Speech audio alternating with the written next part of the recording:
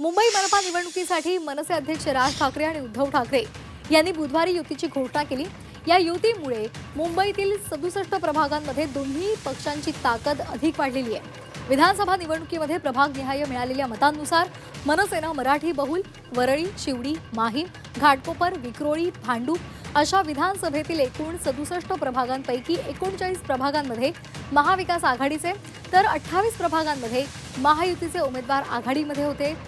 माहीममध्ये अमित ठाकरे, महेश सावंत, सदा सरवणकर अशी तिरंगी लढत झालेली होती आणि यामध्ये प्रभाग 191 आणि 192 मध्ये सरवणकरांनी घेतलेल्या मतांपेक्षा मनसे शिवसेना उद्धव बाळासाहेब ठाकरे पक्षाच्या मतांची बेरीज दुप्पट होती। तर वरळी आणि दिंडोशीमध्ये सुद्धा दोन्ही पक्षांच्या मतांची बेरीज अधिक असल्याचं समोर आले। यामुळेच ठाकरे बंधूंची युती मुंबई मनपा निवडणुकीसाठी पूरक ठरून मराठी बहुल पट्ट्यामध्ये त्यांची ताकद वाढणार असल्याचं बोललं जात आहे। आपण एकदा ग्राफिक्समधून पाहूयात। तर मुंबईमधील 67 प्रभागांपैकी 39 प्रभागांमध्ये महाविकास आघाडीचे उमेदवार हे आघाडीवर आहेत। 67 प्रभागांपैकी 28 प्रभागांमध्ये महायुतीचे उमेदवार आघाडीवर।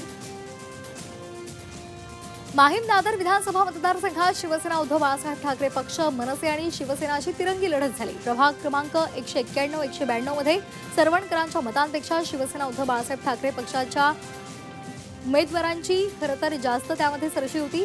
वरळी आणि दिंडोशीमध्ये सुद्धा मनसे आणि शिवसेनेच्या मतांची बेरीज मोठी होती।